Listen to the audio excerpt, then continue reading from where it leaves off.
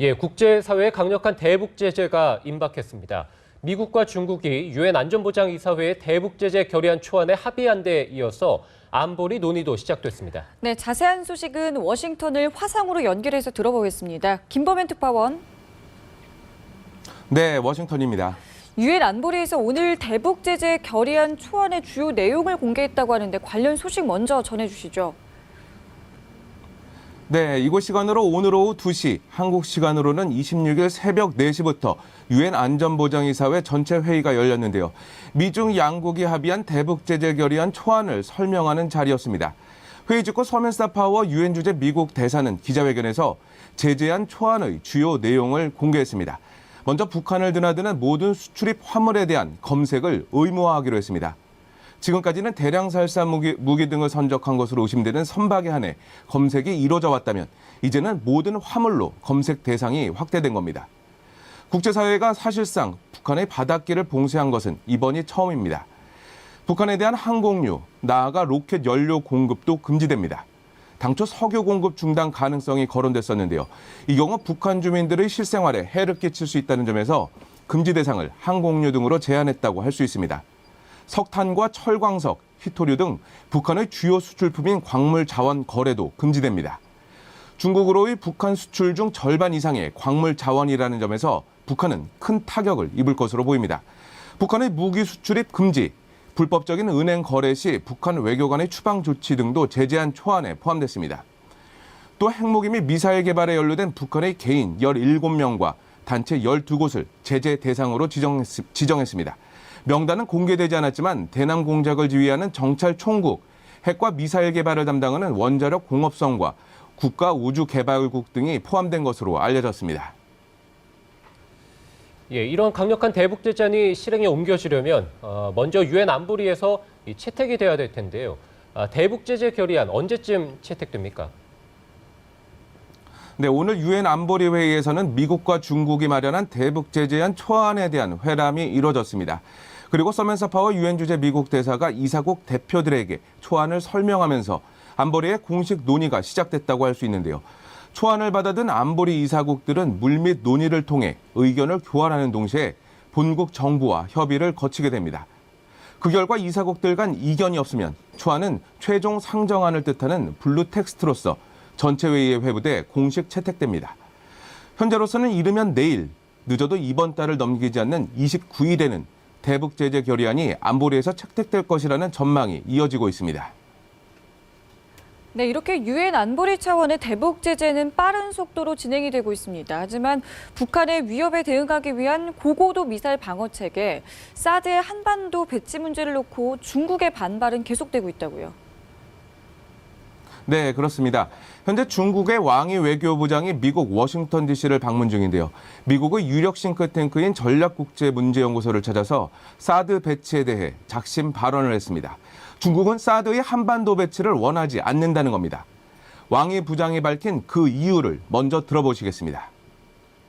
但是我要告诉大家的是，萨德反导系统它的 X 波段的雷达的覆盖范围已经远远超过了朝鲜半岛，已经深入到了中国的内地。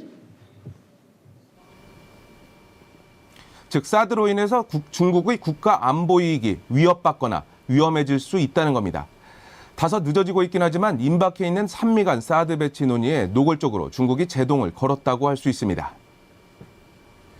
예, 또 왕이 부장이 이번 워싱턴 DC 방문에서 이 한반도 비핵화 협상 또 평화 협정 논의 병행을 거듭 제안했다고 하던데, 자, 관련 소식도 전해주시죠. 네, 같은 자리에서 나온 말인데요.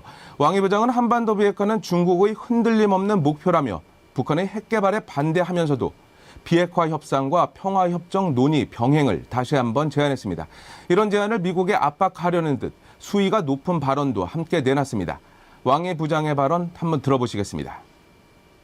后来，停核机制转换建立不起来，一些合理的安全关切，包括朝鲜方面的得不到解决，那么无核化也难以真正的把它可持续的落到实处。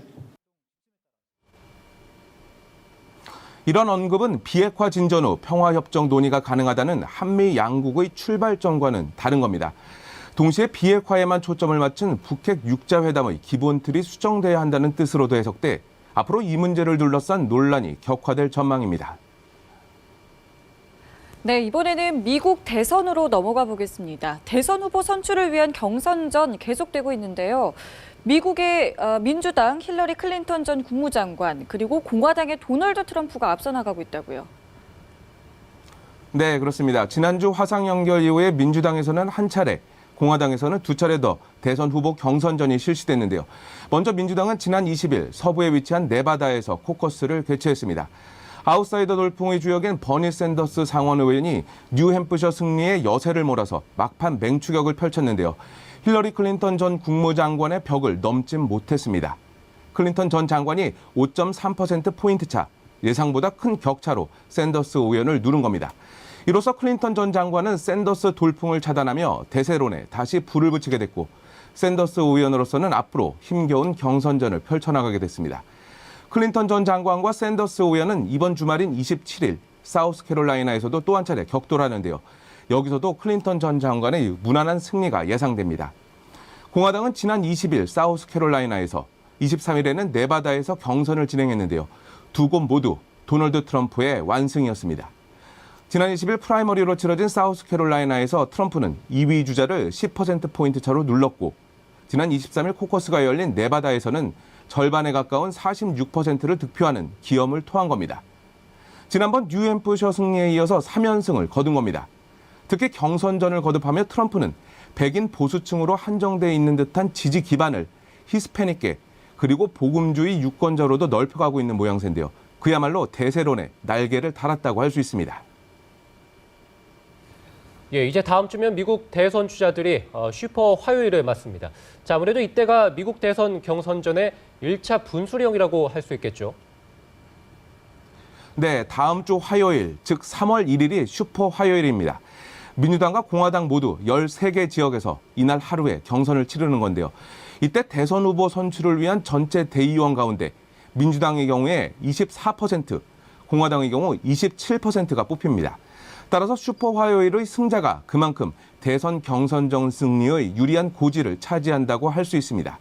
워낙 많은 곳에서 치러지는 경선이라 대선 주자 중 누구의 일방적인 승리를 장담할 수는 없는 상황입니다. 하지만 민주당의 클린턴 전 장관 그리고 공화당의 트럼프가 우위에 서 있다는 관측이 이어지고 있습니다. 만약 이때도 확실한 승패의 윤곽이 드러나지 않는다면 3월 15일 미니 슈퍼 화요일에 누가 대선 후보가 될지 큰 틀의 가닥이 잡힐 가능성이 큽니다. 지금까지 워싱턴에서 전해드렸습니다.